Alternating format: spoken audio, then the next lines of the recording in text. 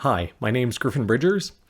This is a quick overview of the Corporate Transparency Act. This is a video presentation designed for practitioners who represent business owners or businesses themselves who are starting from zero or with very little knowledge of the Corporate Transparency Act in order to equip you to better advise your clients about what the Corporate Transparency Act is and what it entails. Before we get started, I want to remind you that this presentation is provided for educational purposes only and is not intended to substitute for legal or tax advice. If you're an individual with questions about how the Corporate Transparency Act affects you, I would encourage you to reach out to your tax or legal advisors. And if you're a practitioner with questions about this presentation or the Corporate Transparency Act, you can reach me at griffin.bridgers@gmail.com. Without further ado, let's look at the Corporate Transparency Act. First off, who is affected? As we'll later discuss, entities can be classified as reporting companies, and if they are so classified, they will be the ones responsible for compliance with the Corporate Transparency Act.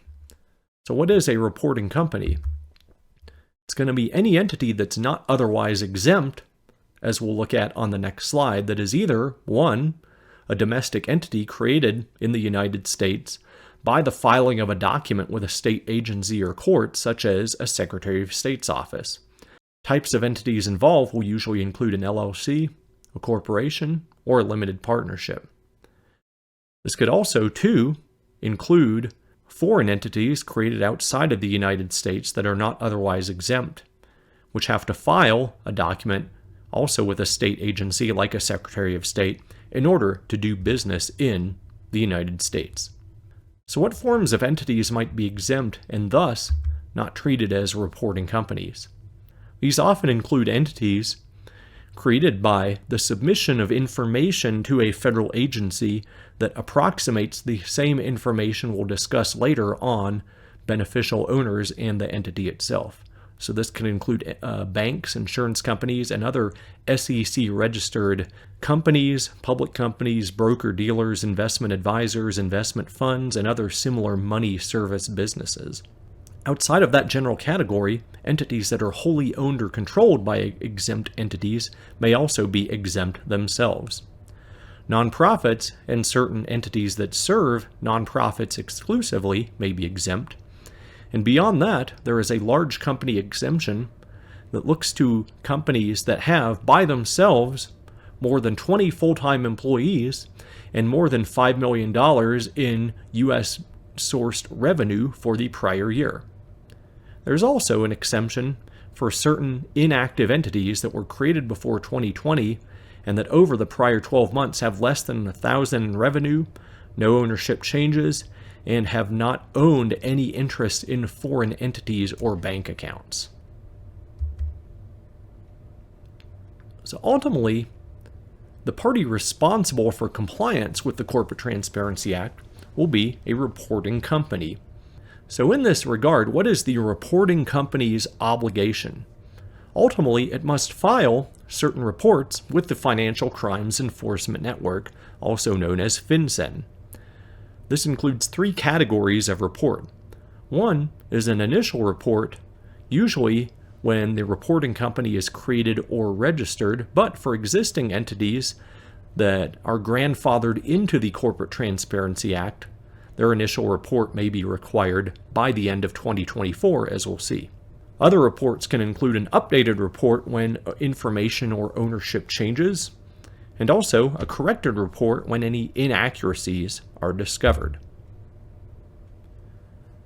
So in terms of what has to be reported, there are three categories of party for whom information must be submitted by the reporting company on the initial report or on the updated report for when certain information changes.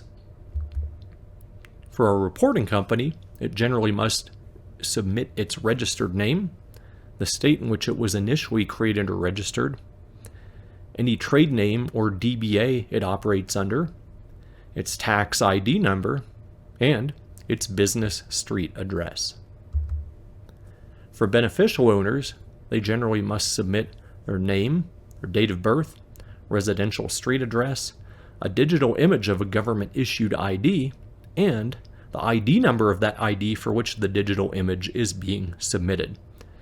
For each beneficial owner, they don't submit this information directly to FinCEN. Instead, they must provide it to the reporting company, and the reporting company in turn must include each beneficial owner's relevant information on their report. For company applicants, the information required is largely the same as for beneficial owners, with one key difference. If the company applicant operates from a business street address, that address may be used in place of a residential street address. In order to prevent the duplicate submission of information for the same reporting companies, beneficial owners, or company applicants, FinCEN identifiers may be applied for and thus used in reports submitted by a reporting company. For a reporting company, it may obtain a FinCEN identifier at the time of filing its initial report by providing all relevant information and electing to receive a FinCEN identifier.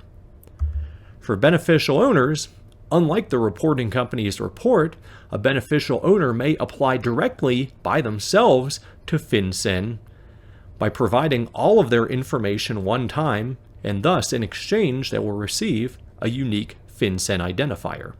Similarly, company applicants may, on their own, without reliance on a reporting company, submit all of their required information one time to FinCEN and receive a unique FinCEN identifier. In each case, a reporting company, a beneficial owner, or a company applicant can only receive one FinCEN identifier. So this identifier must be protected and you must avoid losing it.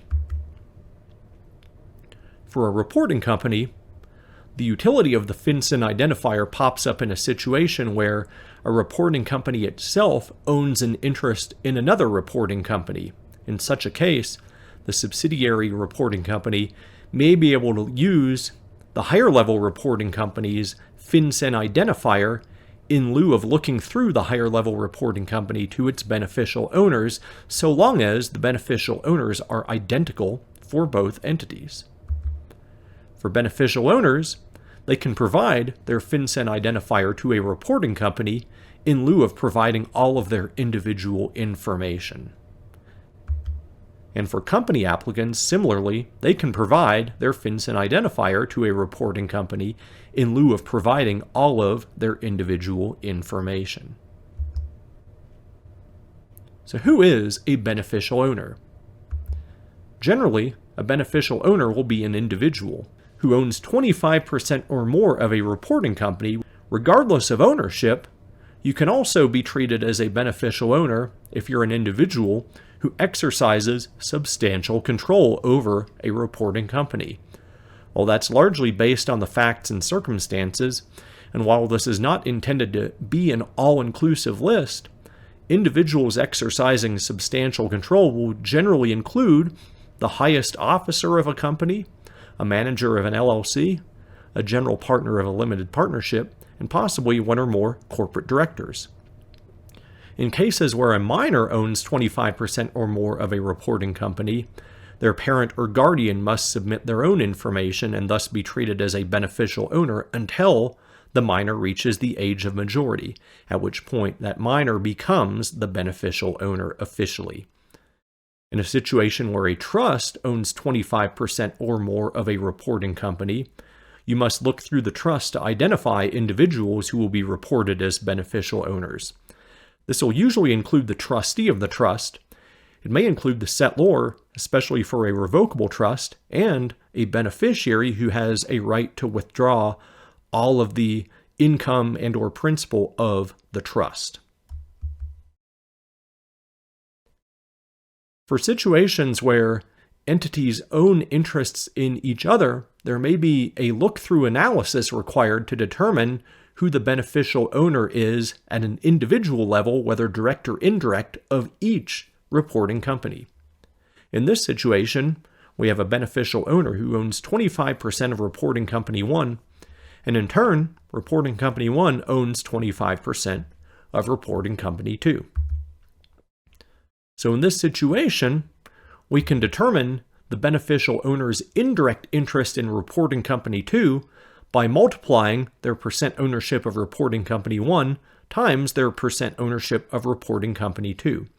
And since by this calculation, the beneficial owner's interest in reporting company 2 only comes out to 6.25%, assuming they don't exercise substantial control over reporting company 2, the outcome here is that the beneficial owner fails to meet that 25% threshold with respect to reporting company 2, and thus is not a beneficial owner of reporting company 2.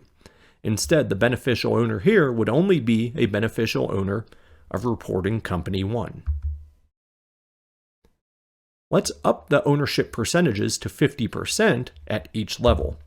In this situation, when we conduct our look-through analysis, we discover that by multiplying 50% by 50%, beneficial owner owns indirectly 25% of reporting company 2. Thus, in this situation, the beneficial owner would be treated as a beneficial owner of both reporting companies. What happens, however, in a situation where an exempt entity owns an interest in a reporting company? As previously discussed, if reporting company 2 was wholly owned by the exempt entity in this case, it also would be exempt. But because it is not wholly owned, a look-through analysis may be required. But in this situation, reporting company 2 does not have to look through and report the beneficial owner of exempt entity. Instead, it can simply report the exempt entity's name in lieu of reporting any owners or controllers of the exempt entity itself.